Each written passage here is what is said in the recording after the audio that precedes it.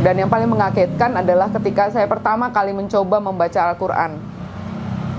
Ya sama seperti Bunda Irena, dan saya yakin pada umumnya semua orang yang tidak tahu, yang belum pernah baca Quran, pasti baca Quran dari belakang kan.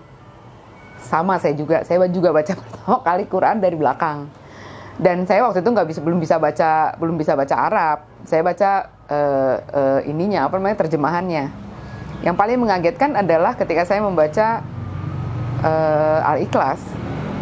Al-Ikhlas benar-benar jelas, Qul huwallahu ahad, katakanlah bahwa dia adalah Allah yang satu, tidak diperanakan dan tidak memperanakan. Itu ya. Nah, itu jelas-jelas menunjuk kepada kekristenan. Tidak menunjuk ke yang lain. Jelas-jelas kalau buat saya ya, karena saya memahami itu, karena memahami agama itu sebelumnya gitu. Jadi ya saya sekaget-kagetnya. Oh, jadi ini toh yang membuat mereka kenapa sama sekali tidak mau menerima Yesus sebagai Tuhan dan Juru Selamat. Bismillahirrahmanirrahim. Ya ayyuhalladzina amanu udkhulu fis-silmi kaffah.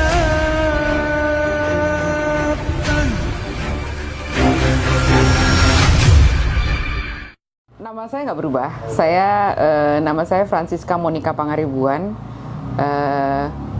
Saya nggak merubah nama karena pengalaman membuktikan bahwa dengan nama itu justru saya bisa jadi trigger saya untuk berdakwah. Karena dengan nama itu kan jelas ya, namanya berbau Katolik banget dan Protestan. Saya tadinya HKBP di HKBP Gereja Kristen Protestan. Aktif apa Saya dulu guru sekolah minggu. Oh, guru sekolah minggu. Iya. Pernah nggak ngajak-ngajak orang untuk murtad gitu? Murtad sih enggak ya, tapi saya memang begini loh. Jadi di dalam Alkitab itu ada perintah Yesus yang mengatakan bahwa pergilah dan jadikanlah semua bangsa muridku. Jadi ada keinginan buat saya juga untuk waktu saya masih Kristen itu saya pengen bawa saudara-saudara saya yang Muslim untuk menjadi Kristen, karena menurut saya di dalam ajaran Kristen itu ada keselamatan, gitu ya.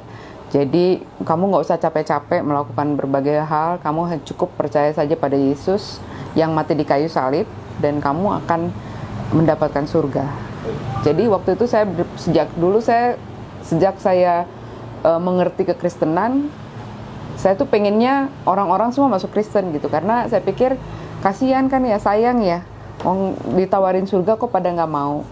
Nah, kemudian waktu saya tingkat 1 di kampus dulu, teman sekamar saya masuk Islam, saya marah gitu, saya kesel karena kenapa sih harus masuk Islam gitu loh. Dari situ saya sebetulnya punya keinginan untuk menyampaikan kebenaran Kristen menurut saya waktu itu. Jadi saya pikir gimana caranya supaya materi yang saya pikirkan itu bisa masuk ke mereka. Saya cari dong permasalahannya apa. Jadi yang saya pikirkan, yang jadi timbul dalam diri saya, pertanyaan saya waktu itu adalah ada apa sih dengan umat Islam? Kenapa nggak mau terima Yesus sebagai Tuhan dan Juru Selamatnya? Yohanes 14 ayat 6 itu Yesus berkata, akulah jalan dan kebenaran dan hidup. Tidak ada yang sampai kepada Bapa kalau tidak melalui aku. Jadi Yohanes 14 ayat 6 itu berkata, Yesus berkata, akulah jalan dan kebenaran dan hidup. Tidak ada yang sampai kepada Bapa kalau tidak melalui aku. Artinya gini, ketika orang nggak ada yang sampai kepada Allah kalau tidak melalui Yesus. Nah, buat saya dan buat sebagian besar orang Kristen pada umumnya, ini adalah ayat emas. Ini adalah ayat yang menjadi pegangan bahwa Kristen itu benar, gitu loh. Jadi nggak ada yang melalui Yesus, selain melalui Yesus nggak bisa. Kalian nggak akan bisa pernah sampai ke surga, gitu. Nah, ayat ini jadi pegangan saya, jadi ayat emas. Kemudian saya ingin sekali menyampaikan ini kepada sebanyak-banyaknya orang, karena saya pikir harusnya mereka bisa menikmati surga, gitu loh. Asal percaya saja kan. Nah, tapi kan umat Islam kok kayaknya nggak mau sama sekali ya, gitu. Nah, waktu itu saya sekolah di sekolah tempat kuliah saya itu, di mana ajaran agama Islam itu cukup keras. Waktu itu teman-teman bahkan baru tingkat 1, baru semester 1, tadinya nggak pakai jilbab, semua di semester 2 tuh udah pakai jilbab panjang gitu loh. Jadi cukup keras muslimnya gitu waktu itu. Nah, saya sebetulnya bertanya-tanya dalam hati gitu, kenapa sih, ada apa sih dengan Islam ini? Kenapa kalian tidak mau terima Yesus sebagai Tuhan dan Juru Selamat? Bertambah lagi dengan teman sekamar saya yang ternyata hijrah juga masuk Islam. Saya marah dan saya kesal waktu itu. Pertanyaan ini terus saya tanyakan pada setiap orang yang ada di kampus waktu itu. Banyaklah teman-teman yang ditanya, atau pendeta atau siapa orang pinter yang dipanggil, pembicara-pembicara yang dipanggil ke kampus, saya tanyain. Nah, jawabannya semua sama, bahwa mereka ada selubung yang menutup pikiran mereka gitu. Jadi kalau mungkin di kita namanya belum dapat hidayah ya. Nah, tapi sebetulnya buat saya jawaban itu nggak bisa saya terima gitu. Menurut saya ayat Yohanes 14 ayat 6 itu sudah sangat jelas gitu, bicara bahwa Yesus berkata, akulah jalan dan kebenaran dan hidup. Tidak ada yang sampai kepada Bapa kalau tidak melalui aku. Itu menurut saya itu bukan, nggak ada sesuatu yang perlu harus pakai ilmu tertentu kan. Itu pernyataan yang very clear, jelas gitu. Kenapa umat Islam nggak mau? Pasti ada sesuatu gitu. Jadi dalam hati saya tetap pasti ada sesuatu yang membuat mereka tidak mau gitu terima. Nah, tapi pertanyaan ini tidak terjawab bertahun-tahun, sampai akhirnya pertanyaan ini saya simpan. Saya simpan jauh sekali di lubuk hati yang terdalam, mungkin di pojok-pojok lah kali ya, yang udah paling dalam gitu ya, karena tidak terjawab. Dan kehidupan berlanjut, saya bekerja, saya menikah, saya punya anak secara Kristen, kami menikah secara Kristen, dan ya sudah. Sampai suatu saat saya di kantor bertemu dengan seseorang yang bisa menjelaskan pada saya, yang bisa menjelaskan sejarah penulisan Alkitab secara lengkap, dan kenapa sampai pemahaman umat Islam itu kan adalah bahwa Isa atau Yesus itu adalah nabi, hanya sampai di situ saja. Tapi kenapa bisa di dalam agama Kristen bisa jadi berubah menjadi Tuhan? Nah, di situ saya memang belajar banyak kurang lebih selama 2 tahun mempelajari itu. Waktu itu diskusinya memang kami bicara soal banyak hal, mulai dari pekerjaan, masalah pekerjaan, kemudian masalah hukum, dan kemudian kita juga ada diskusi soal masalah Freemason ya, mengenai Freemason, mengenai Yahudi dan sebagainya. Waktu itu dia cerita bahwa dia adalah orang yang mulai mempelajari perbandingan agama setelah masalah bom Bali. Dia adalah Muslim, tapi dia Muslim dari lahir maksud saya, tapi dia mempelajari itu karena masalah bom Bali waktu itu. Sehingga akhirnya bicara soal Israel, bicara soal sejarah panjang Israel, dan yang mau tidak mau berakhir pada bicara soal Yesus yang akan datang, yang akan menjadi juru selamat di akhir zaman gitu.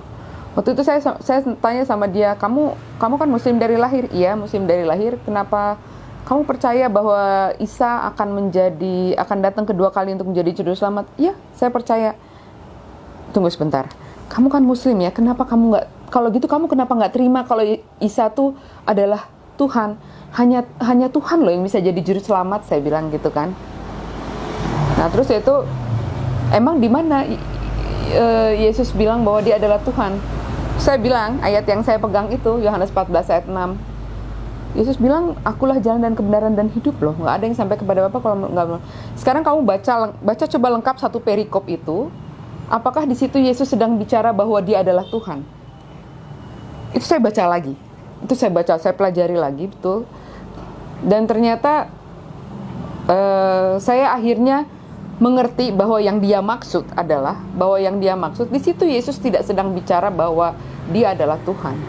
Dia sedang berbicara bahwa ketika kamu mau ibadah kamu itu sampai kepada Bapa, ibadahlah seperti saya, sebagaimana Yesus. Yesus bilang, akulah jalan dan kebenaran dan hidup. Jadi sebagaimana aku beribadah kepada Allah, begitulah kamu beribadah kepada Allah, maka ibadah kamu akan sampai kepada Allah. Karena bicara soal ibadah itu kan bicara sampai kepada surga, kepada Allah, itu bukan berarti seperti berjalan fisik ya, bicara jalan fisik gitu, bahwa seperti kamu lihat peta gitu, bukan seperti itu. Biar bagaimanapun juga bicara soal surga itu bicara soal ibadah. Jadi sebagaimana aku beribadah, demikian pula kamu harus beribadah kepada Allah. Dan sebenarnya akhirnya saya mempelajari kembali ya Alkitab itu. Saya membaca lagi, benar juga yang dia bilang benar. Tapi saya belum yakin langsung di situ. Saya belajar 2 tahun untuk hal itu. Akhirnya saya baca lagi semuanya, satu persatu saya pelajari lagi. Saya seperti baru terbuka gitu loh. Jadi kayaknya selama ini kalau kita ngelihat gambar gajah tuh dua dimensi, sekarang saya melihatnya jadi 4 dimensi. Saya muter. Saya tahu bahwa gajah itu gendut. Dia nggak hanya besar, tapi dia gendut juga. Dia punya 2 kuping, bukan hanya sebelah kupingnya gitu. Jadi artinya saya bisa mempelajari, saya bisa mengerti isi Alkitab itu secara keseluruhan.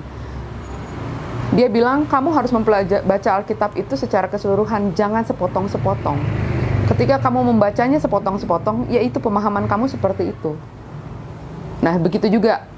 Akhirnya saya mempelajari itu kembali ya Mas. Ada sekitar 2 tahun. Saya baca ulang lagi. Dan saya benar-benar puas karena apa? Saya terjawab, pertanyaan saya kan bukan hanya cuman masalah itu aja sebetulnya. Jadi ketika saya sebelumnya saya sudah membaca Alkitab itu bicara soal sejarah sebetulnya. Buku Perjanjian Lama bicara soal sejarah panjang bangsa Israel. Di situ sebenarnya ada beberapa pertanyaan saya, kenapa sepertinya Allah sayang banget sama bangsa Israel tapi enggak sama yang lain gitu. Bangsa lain selain bangsa Israel seperti bukan manusia gitu loh. Nah, itu semua pertanyaan itu akhirnya terjawab satu persatu. Bagaimana Alkitab itu ditulis, bagaimana bisa ada perubahan dari bahasa Ibrani ke bahasa Yunani, sementara Yesus sendiri bicara pakai bahasa Aramaik, ya kan, bahasa Ibrani. Tapi kemudian kenapa kitab tertua yang ditemukan itu berbahasa Yunani? Gitu, Codex Sinaiticus, Codex Vaticanus itu kan kitab yang tertua yang ditemukan itu adalah dalam bahasa Yunani. Kenapa bahasa itu gitu? Kenapa bisa seperti itu? Nah, ini sejarah panjang yang harus kita pelajari sebetulnya kalau mau mengerti kenapa, bagaimana sehingga akhirnya pemahaman pun bisa sampai berubah. Sampai hari ini kita bisa melihat bahwa orang Kristen merayakan Natal sedemikian rupa ya, sedemikian megah dan mewahnya. Sementara Yesus sendiri nggak pernah loh ngajarin, nggak pernah nyuruh loh, nggak pernah menyuruh merayakan ulang tahun, tidak pernah menyuruh merayakan, apalagi merayakan hari kelahiran dia. Itu nggak pernah. Yang ada perintah tuh, ingatlah akan aku. Kemudian masalah perintah tuh yang ada, Yesus katakan, ingatlah akan aku. Kemudian untuk perjamuan kudus. Itu yang ada, yang diperintahkan di Alkitab. Tapi kalau perayaan Natal nggak pernah ada. Dan yang makin meyakinkan saya waktu itu untuk hijrah adalah di akhir tahun kedua itu, tahun Desember 2014, saya mengantar anak-anak merayakan Natal di sekolah minggu mereka. Di situ saya membaca di mading gereja, waktu itu di gereja saya ditulis sejarah perayaan Natal.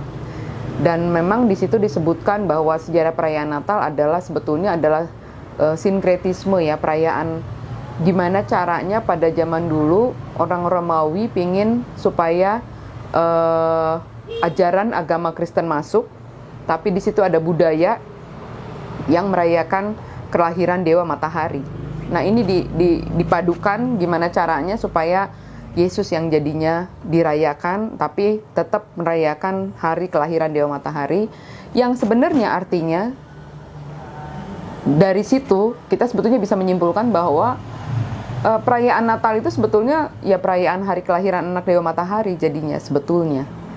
Cuma memang di mading itu ada ininya, ada disclaimer-nya di bagian bawah. Dia bilang, tapi kita mengimani bahwa hari perayaan Natal ini itu adalah kelahiran Yesus Kristus. Tapi buat saya itu adalah pengakuan gereja bahwa ya memang perayaan Natal tidak pernah diajarkan di Alkitab, gitu, tidak pernah diajarkan di Alkitab, dan itu semakin meyakinkan saya bahwa apa yang diajarkan di gereja banyak yang tidak sesuai dengan apa yang diperintahkan oleh Yesus di dalam Alkitab, gitu loh. Contoh lain yang mudah adalah Yesus tidak pernah mengajarkan kita berdoa untuk berlipat tangan. Yesus tidak pernah mengajarkan kita untuk berdoa, doa Bapa kami pun Yesus katakan doa Bapa kami kok, gitu kan? Nggak melalui tidak dalam namanya atau berdoalah kepadaku. Yesus nggak pernah bilang berdoalah kepadaku, gitu. Jadi banyak hal-hal yang akhirnya saya pahami, gitu ya. Dan di situ saya menyadari bahwa saya bisa saja duduk di gereja ini dengan tenang. Waktu itu ya pasti ada pergumulan ya, namanya orang mau masuk sudah beralih gitu pemikirannya, pemahaman sudah beralih. Saya berpikir saya bisa aja duduk di sini di gereja dengan tenang, pura-pura diem, nggak usah ikut nyanyi, nggak beriman. Yang penting semua senang, semua tenang. Tapi saya lihat ketiga anak saya. Suatu saat anak saya ini makin besar dan dia akan bertanya pada saya tentang pemahaman-pemahaman kekristenan. Saya harus jawab apa? Itu yang membuat saya makin yakin bahwa saya nggak bisa begini terus. Bahwa saya harus menyatakan iman saya, gitu. Jadi udah saya makin yakin bahwa saya harus melangkah ketika saya menyadari bahwa ternyata Yesus bukan Tuhan. Yesus sepenuhnya manusia sepenuhnya. Dia memang utusan Allah, memang utusan Allah dia memang. Jadi ya karena dia utusan Allah ya sudah, untuk apa gitu? Untuk apa saya menyembah? Itu saya sedih sekali waktu bulan Januari, Februari. Saya pikir ya Allah, saya nyembah siapa ya? Saya nyembah apa ya selama ini gitu. Waktu itu umur saya hampir 40 tahun ya. Saya pikir hampir selama 40 tahun saya menyembah apa ya gitu. Nah kemudian pada suatu hari saya udah gak kuat lagi. Waktu itu kami berdiskusi dengan teman saya itu, saya berdiskusi tentang puji-pujian kepada Allah. Itu seperti apa sih sebenarnya di Alkitab gitu, bahwa di Alkitab itu nggak ada disuruh memuji menyembah Yesus gitu, nggak ada. Nah puji-pujian yang sebenarnya itu seperti apa gitu. Sudah makin bikin sedih gitu loh, sedih saya, ya Allah saya selama ini nyembah apa ya gitu. Sampai akhirnya waktu itu saya kondisinya kerja di KPP di Sunter. Saya naik motor tiap hari sampai ke Cawang, dari Cawang naik kereta, dari kereta naik motor lagi ke rumah. Itu di motor saya udah nggak tahan lagi, saya bilang, ya Allah, saya hijrah di situ. Jadi saya mengucapkan kalimat syahadat, 2 kalimat syahadat saya pertama kali itu sebetulnya di motor justru. Dalam keadaan menangis gitu, karena saya menyadari bahwa saya selama ini menyembah apa ya gitu. Itu momen-momen yang paling berat ya buat saya, karena beratnya sedih banget loh mas, rasanya ditipu, rasanya selama ini gue nyembah apaan ya gitu. Itu yang paling momen yang paling menyedihkan tuh di situ sebetulnya. Tapi setelah itu saya nggak tahu, tiba-tiba saya pengen banget bersujud kepada Allah gitu ya, sebagaimana Muslim ketika dia sholat itu kan sujud ya. Saya benar-benar pengen banget saya sujud. Saya ya Allah, saya pengen sujud padamu, hanya padamu gitu. Jadi nggak mau sama yang lain, nggak mau sama yang lain gitu. Jadi titik ya keyakinan itu adanya di situ. Ketika menemukan bahwa Yesus sebenarnya bukanlah Tuhan, bahwa Yesus memang menyuruh kita untuk beribadah sebagaimana Dia beribadah kepada Allah. Nah, jadi bagaimana dia beribadah di Alkitab juga banyak kok, banyak contohnya. Mungkin pertanyaan selanjutnya, kenapa harus Islam gitu ya? Kenapa jadi Islam gitu? Kenapa? Nah, ternyata setelah saya hijrah, setelah saya hampir di belakang itu saya baru mengetahui bahwa hanya agama Islam yang menyembah Allah satu-satunya Tuhan. yang meletakkan Allah sebagai Tuhan, satu-satunya Tuhan hanya di Islam. Tidak ada yang lain, tidak ada agama lainnya lagi. Itu sebabnya saya memilih untuk masuk Islam. Jadi Allah yang saya sembah itu benar-benar la ilaha illallah, tidak ada Tuhan selain Allah gitu. Dan yang paling mengagetkan adalah ketika saya pertama kali mencoba membaca Al-Quran. Ya sama seperti Bunda Irena, dan saya yakin pada umumnya semua orang yang tidak tahu, yang belum pernah baca Quran, pasti baca Quran dari belakang kan. Sama saya juga baca pertama kali Quran dari belakang. Dan saya waktu itu belum bisa baca Arab. Saya baca terjemahannya. Yang paling mengagetkan adalah ketika saya membaca Al-Ikhlas. Al-Ikhlas benar-benar jelas. Qul huwallahu ahad, katakanlah bahwa dia adalah Allah yang satu, tidak diperanakan dan tidak memperanakan. Itu ya. Nah, itu jelas-jelas menunjuk kepada kekristenan. Tidak menunjuk ke yang lain. Jelas-jelas kalau buat saya ya, karena saya memahami itu, karena memahami agama itu sebelumnya gitu. Jadi ya saya sekaget-kagetnya. Oh, jadi ini toh yang membuat mereka kenapa sama sekali tidak mau menerima Yesus sebagai Tuhan dan Juru Selamat. Di situ terjawab gitu loh. Di situ terjawab pertanyaan saya, kenapa saudara-saudara saya yang Muslim selama ini benar-benar keras, benar-benar tidak mau bicara soal itu, tidak mau menerima bahwa Yesus adalah Tuhan. Makin kesini, makin belakangan saya sering baca sunnah bahwa hari malam Jumat itu kita baca Al-Kahfi ya. Nah, ketika saya membaca Al-Kahfi pun saya kaget juga. Al-Kahfi itu adalah surat yang di tengah-tengah ya, surat ke-18. Tapi dia kalau di kita buka begini, dia tuh ada di tengah-tengah gitu. Artinya dari ke tengah sampai ke belakang di Al-Kahfi kan justru dibilangkan mereka sama sekali tidak memahami hal itu gitu. Ketika mereka mengatakan bahwa Yesus adalah Isa itu adalah Tuhan, mereka tidak mengerti akan hal itu gitu. Janganlah kamu mengatakan hal itu gitu ya. Jadi buat saya akhirnya mengerti kenapa umat Islam sama sekali tidak mau menerima Yesus sebagai Tuhan dan Juru Selamat gitu loh. Sebagai Tuhannya ini yang bahaya itu di situ. Kenapa nggak mau terima sebagai Tuhannya? Karena jelas-jelas memang perintahnya Allah ya memang mengatakan bersaksi bahwa Yesus bukan Tuhan, bahwa Yesus adalah utusannya gitu loh. Dan itu clear, very clear gitu. Jadi setelah saya memahami hal itu ya sudah, saya makin yakin untuk tetap melangkah di dalam agama Islam gitu. Pengalaman sulit ketika sudah masuk Islam ya seperti biasa, secara pada umumnya setiap keluarga kan kaget ya. Pasti kaget kok tiba-tiba kamu masuk Islam.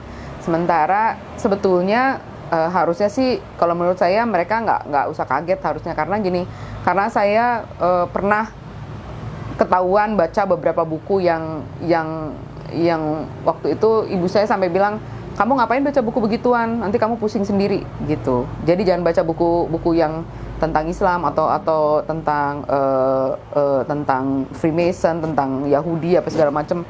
Kamu pusing sendiri nanti katanya gitu. Oh iya. Tapi saya udah keburu tanggung kan waktu itu. Jadi saya ya akhirnya diam-diam saya tahu kalau saya terusin dan keluarga tahu, terutama suami waktu itu tahu, dia berapa kali juga nanya, emang kamu ngerti gitu. Jadi saya justru kesel ya digituin ya. Ya justru saya pengen tahu gitu. Saya udah setengah tahu gitu kan ya. Kita kan penasaran ya. Nah, saat yang terberat ketika mereka tiba-tiba tahu, ya panik, marah biasa ya. Wajar keluarga marah. Dan ya saya di sidang di tengah keluarga semua, terus mereka nangis gitu ya, seolah-olah saya mati, seolah-olah ya memang buat mereka ya itu mati ya, karena saya akhirnya memilih jalan yang lain kan. Ya mereka nangis gitu kan, melihat mereka nangis tuh saya ya biar gimana juga, kita ngeliat keluarga kita nangis kan kita juga sedih ya. Karena di sini justru sedihnya gini, sebetulnya ketika saya hijrah itu saya nggak takut dengan keluarga saya. Saya tuh punya keyakinan bahwa suatu saat nanti saya akan jelasin semuanya. Kalau mereka mendapatkan penjelasan yang sama dengan saya yakin mereka juga pasti mau masuk Islam. Gitu loh. Jadi saya begitu yakinnya. Tetapi yang mengagetkan adalah ketika mereka tahu, mereka langsung sibuk nutupin ke suami saya waktu itu jangan dengerin dia, jangan dengerin dia. Jadi mendengar penjelasan pun tidak mau. Itu yang bikin sedih dan kaget saya, terberat saya tuh di situ. Mereka mendengar penjelasan pun tidak mau. Jadi gimana mau masuk ilmunya, gimana mau ngerti kalau dengar penjelasan aja nggak mau. Kan gitu kan. Nah, itu yang terberat. Yang terberat ya waktu pertama kali pakai jilbab, terus ketemu sama keluarga diusir, itu biasalah. Biasa diusir, kemudian disuruh pergi sendirian, dipisahin sama anak. Ya itu hal yang wajar banget lah gitu ya. Nah, terus yang terberat lagi waktu anak-anak tidak boleh ikut saya. Padahal anak-anak kan bertanya, biar bagaimanapun juga mereka bertanya, kenapa mama masuk Islam? Lalu tentunya saya jelasin. Nah, mereka dengan segala kepolosan mereka bisa memahami itu, bisa mengerti, bisa menerima, karena saya jelaskan dengan bahasa yang mudah. Saya bisa buktikan ayat-ayatnya di Alkitab. Ada ayat-ayatnya di Alkitab yang mudah buat anak-anak. Memang masalah makan babi, masalah hitan, itu ada di Alkitab. Ada juga larangannya, ada juga perintahnya. Tapi kenapa orang Kristen enggak mengikuti hal itu gitu. Terus mengenai hijab, jilbab gitu ya, di Alkitab juga ada, di Perjanjian Baru juga ada. Tapi kenapa orang Kristen nggak pakai gitu? Nah, itu buat mereka mudah jadinya buat ini. Yang paling mudah buat anak saya yang paling besar waktu itu, yang paling agak lama dia dapat ininya, hidayahnya paling terakhir itu mengenai Yesaya 37 dengan 2 Raja-Raja 19 ya, 2 Raja-Raja 19 sama Yesaya 37 itu adalah dua perikop yang sama persis, tapi tahun penulisan terpaut sangat jauh, beratusan tahun. Tapi kok bisa sama banget gitu. Jadi buat dia berarti Alkitab nggak bener gitu. Berarti Alkitab banyak nggak benernya gitu. Itu salah satunya di situnya. Terus yang terberat, mereka masuk Islam, mereka harus diam-diam sholat, puasa juga dilarang sama ayahnya, selalu dipaksa makan, dipaksa minum. Nah, itu kan berat ya. Kita sedih gitu. Dan berarti mualaf ya Bu, anaknya? anakku 3 mualaf juga, alhamdulillah.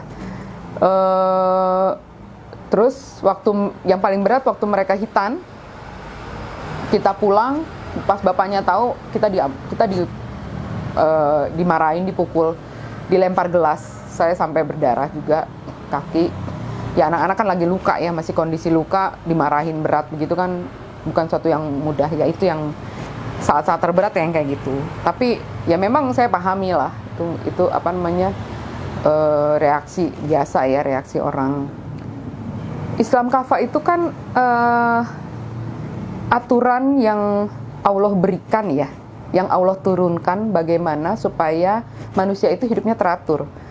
Agama Islam itu adalah agama yang amat sangat menakjubkan sebenarnya. Dalam agama Islam itu diatur setiap hal, bahkan ketika sejak kamu buka mata, pagi-pagi bangun tidur, sampai kamu tutup mata lagi, tidur lagi, itu aturannya kan ada ya. Jadi, Allah itu kalau namanya juga aturan dari Allah ya, itu aturan yang amat sangat lengkap. Ketika saya pertama kali mengerti tentang semua ini, saya rasanya seperti dibukakan suatu perpustakaan yang besar sekali dan saya pengen baca semuanya. Ya tahu sendiri kan, buku-buku agama Islam, sejarahnya, bagaimana kemudian aturannya. Kalau mau detail, lihat hadis. Bahkan sampai menjadi begitu banyak pertentangan kadang-kadang karena pemahaman akan hadis itu beda-beda gitu ya. Tapi itu adalah kekayaan dalam agama Islam, di mana Allah memberikan aturan itu dengan contoh bagaimana Rasul hidup gitu. Jadi Zakir Naik bilang, Quran bahkan bisa berdiri sendiri tanpa hadis. Tetapi Allah melengkapinya dengan hadis yang periwayatnya nggak bisa macam-macam, nggak bisa seenaknya kita buat-buat.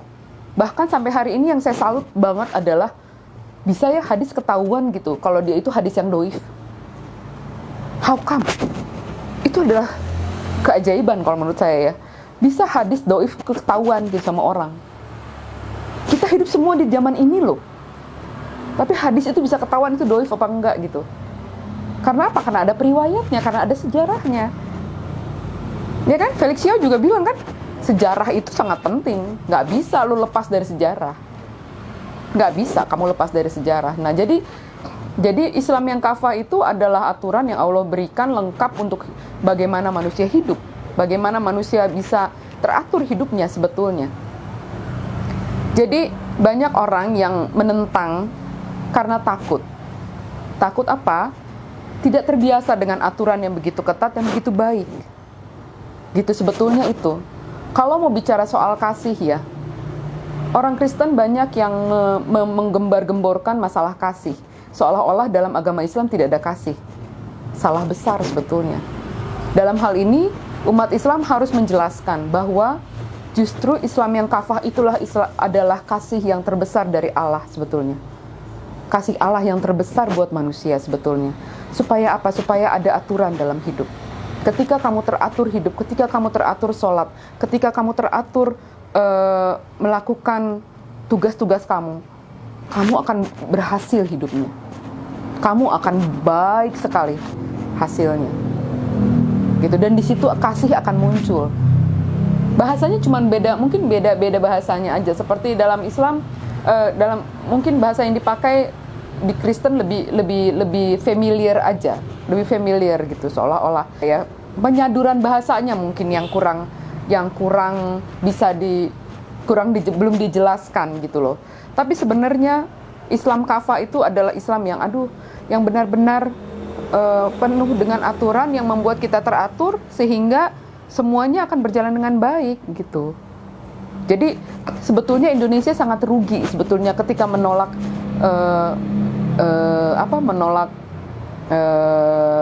aturan Islam itu sebetulnya rugi sebetulnya. Karena apa? Karena sebetulnya secara hukum sebetulnya menyadur semuanya dari aturan Islam kok. Hukum waris, hukum apa segala macam semua adanya di Al-Qur'an kok. Gitu loh. Jadi sebetulnya ya kesempurnaan Allah itu terlihat jelas kok dalam Islam. Jadi memang kita harus hidup sebagai Islam yang kafah sebetulnya. Sebagai muslim kan kita wajib ya menyampaikan walau hanya satu ayat. Ya, harus menyampaikan gitu loh. Dan kita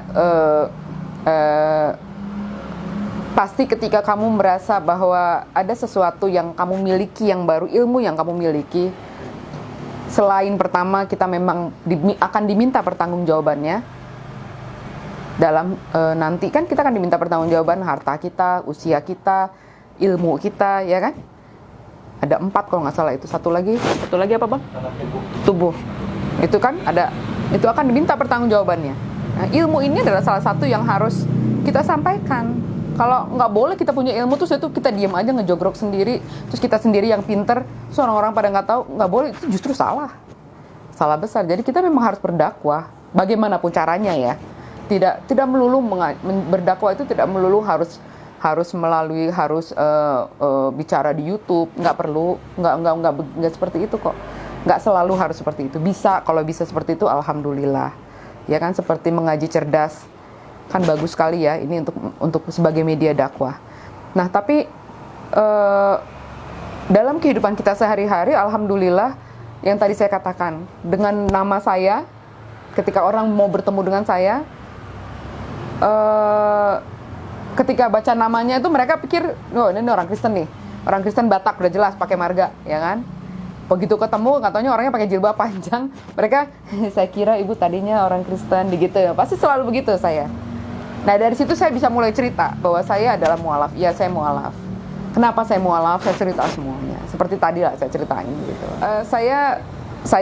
Saya yang langsung untuk saya bimbing syahadat memang belum ada yang langsung, tapi alhamdulillah di beberapa lingkungan saya tahu bahwa banyak yang tadinya nggak pakai jilbab jadi pakai jilbab, tadinya nggak sholat jadi sholat, tadinya nggak rajin baca Quran jadi rajin baca Quran. Karena apa? Mereka malu ya. Di lingkungan saya, di kantor, di mana gitu, banyak saya tahu mereka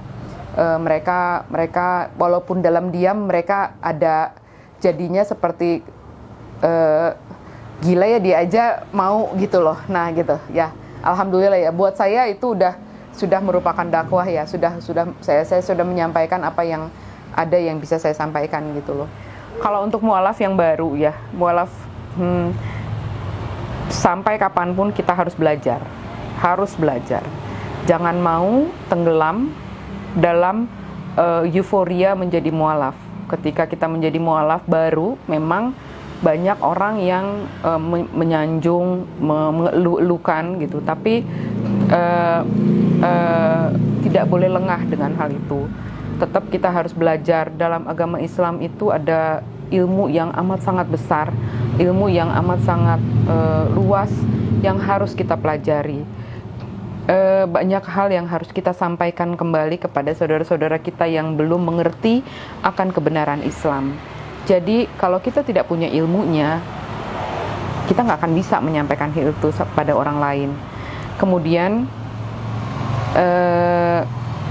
jangan lupa bahwa Allah sendiri yang berjanji pada setiap orang yang beriman, menyatakan imannya kepada Allah, Allah akan menguji dengan sedikit ketakutan, dengan sedikit kemiskinan, dengan sedikit kelaparan.